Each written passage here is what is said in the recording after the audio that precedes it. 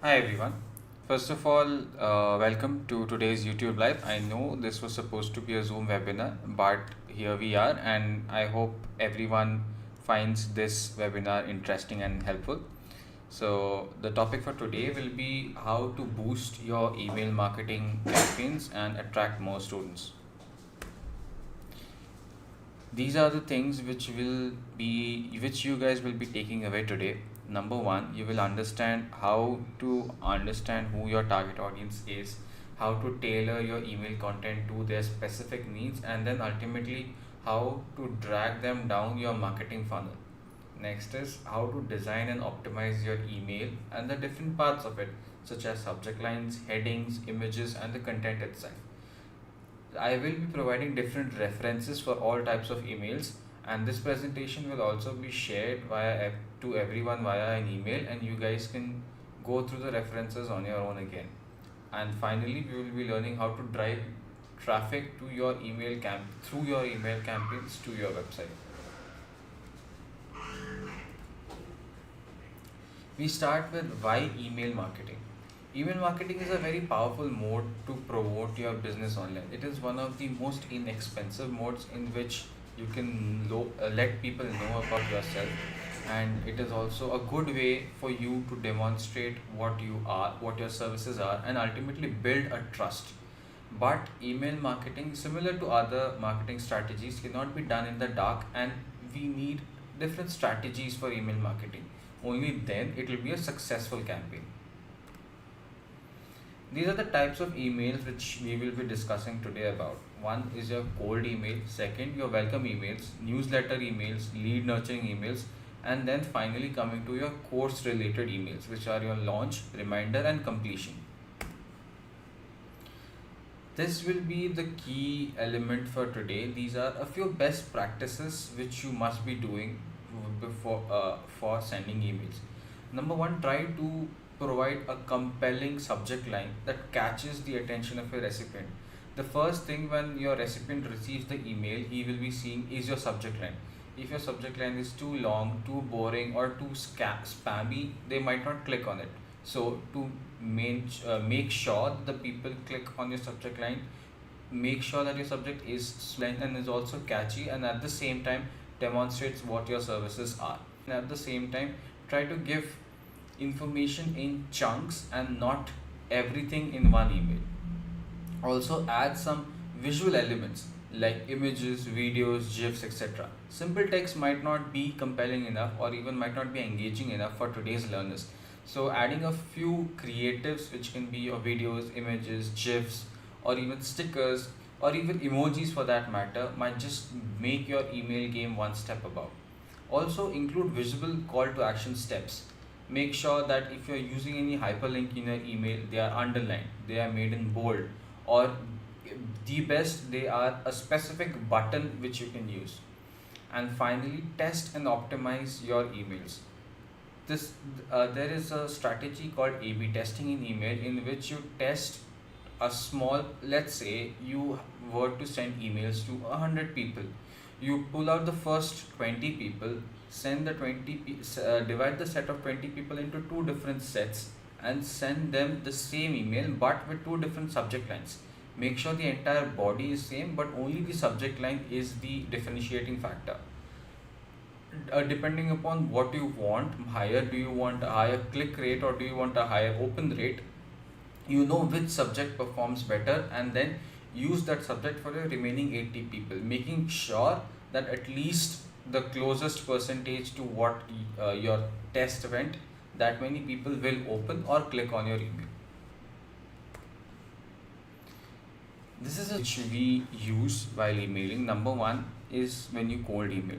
Secondly, this is the flow which one has to follow.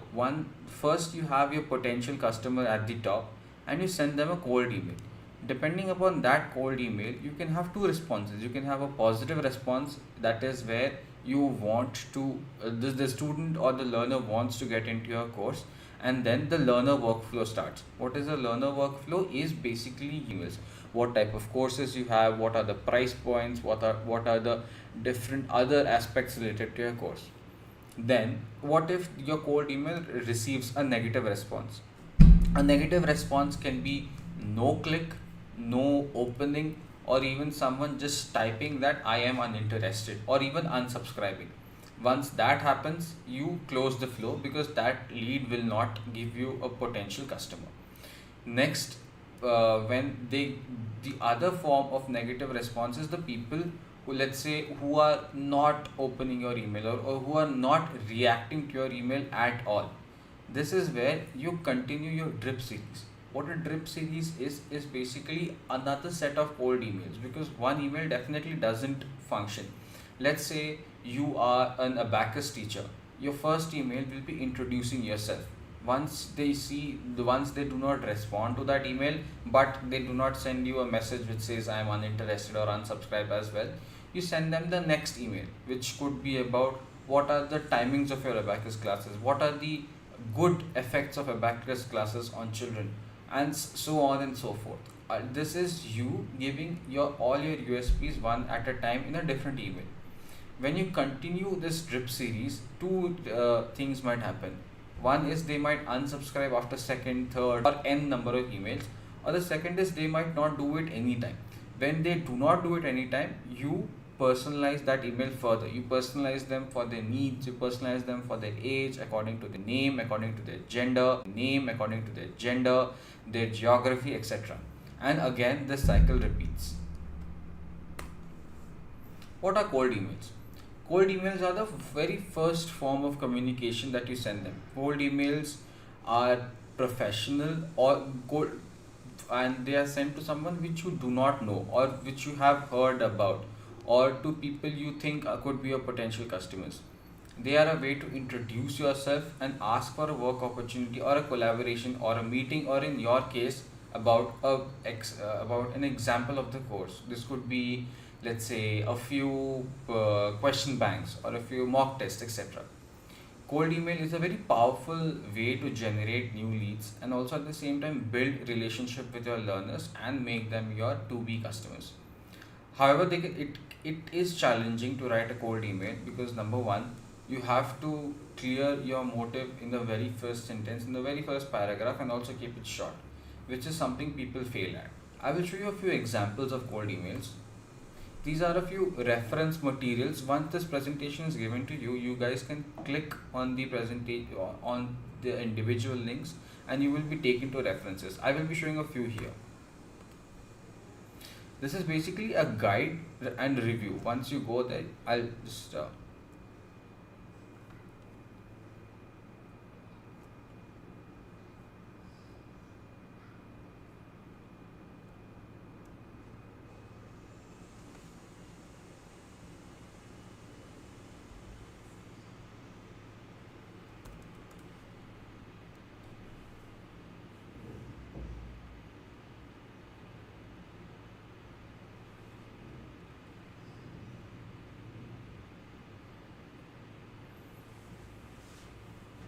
This is a guide by the Harvard Business, and it teaches you step by step how to write a cold email. What are the things you should be including? What are the things you should be missing? What are the things you should be careful about? And also, what are the things you should avoid? So, number one, try to tailor your message to the recipient. As I said before, everyone has a different style, and you should be trying to cater to them.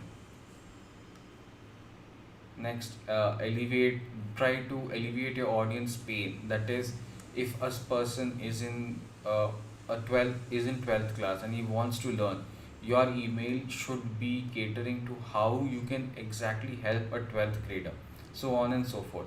Feel free to give this entire review a read once this presentation is sent to you. Next are welcome emails. Welcome emails are something which you send to a person once they have reacted in some way or other form in a positive response that builds your brand's image. This gives a bigger image than what the cold email gave to the person about what you are.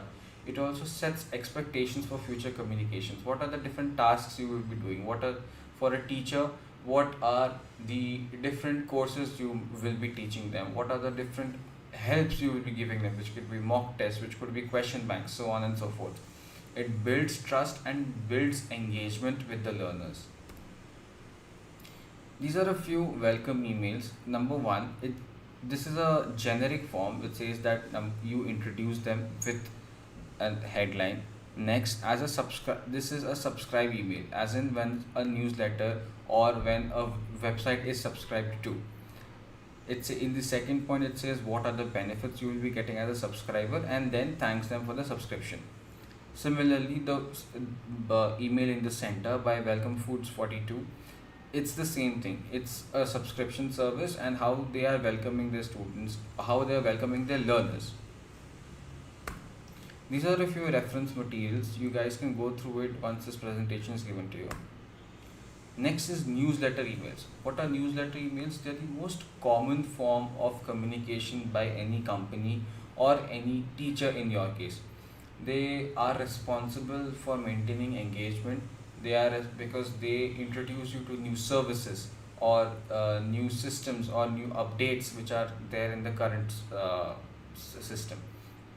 For a teacher, this can be, let's say, an abacus teacher introducing a completely new subject. This could be Vedic maths, etc. And this helps to stay in touch with the audience. This keeps your brand name in the minds of the audience. These are a few newsletter emails. Vox, one of the very brands, it says how the Supreme Court strikes were there. Similarly, the one on the left by Phrase, different types of news. It's basically you giving your learners news which you feel will be helpful for them. A few more references for newsletter. Email is a very important form of email, and it is entirely designed to keep your potential customers engaged. It is designed when you have something called a sales funnel, in where the topmost part is about awareness, and once you go down the funnel, it's about the people's desire to buy your product. If I were to give you an example, is let's say you are a teacher who teaches IELTS and who prepares students for IELTS exam. If someone goes to your website and is, let's say, checking the price of your course, you know that this person right now is comparing your course with someone else's in their mind. So now your emails should be centered at how your course is better than the competition. Now let's say if the same person were to see previous year IELTS papers, you know that this person is one more step closer to buying your course. Then these are telltale signs which can be different for every individual, but somewhere or the other, you nurture the leads. That is, you make sure that the people are interested in you because of the services you provide, and you do this by analyzing their activity on your website. According to a study by Demand Gen, 67% of B2B marketers have said that they have seen at least a 10% increase in sales opportunities through lead nurturing. These are a few lead nurturing emails which has been done. Number one was by a furniture company. This does not any way say that please buy our furniture, but it says how to hang your art, because maybe this is something the person has been seeing. So once they know how to hang their art, the next step might be they want to buy art from them. Similarly, the one on the right is a lead nurturing email which says that someone has booked something and has put to the cart but not bought them. Even this is a form of lead nurturing email. Again, a few illustrations. Feel free to go through this once the presentation is given to all of you. Now we come to the course type of emails. What are course launch emails? Once a student is in your course, they would want to know about, once the student is doing a certain course, they might want to know about what are the new courses available for you. Let's say if someone is doing a course of IELTS, they might suddenly be interested in doing a course for TOEFL, because they might have known that their university might not accept IELTS but does accept TOEFL. And that is when you pitch them TOEFL if you have that as a course. Those reminder emails helps you uh, keep the student in your ecosystem. It helps. There have been many instances which even I have purchased a course, but might have somewhere or the other forgotten about it, or might have somewhere or the other completely disconnected myself and then completely forgot about it. It's those emails which reminds me that yes, there is a course which I need to complete. Then I will be going to the website, I will be completing my course, and also at the same time window shopping for other courses. This helps in cross selling as well. What are course completion emails? Course completion emails are the emails which you send them once the course has been give them badges or certificates, or even sell them your next product. Also at the same time, this serves as a good way of uh, showing loyalty, a proof, and boost retention. These are what course related emails might look like. The one on the left says the course has been completed. The two emails on the right are image emails, but emails which contain only images, and it shows that they have left the course somewhere and they have to complete it. Thank you everyone. That's it. I will so thank you everyone for joining and have a great day. We will be sharing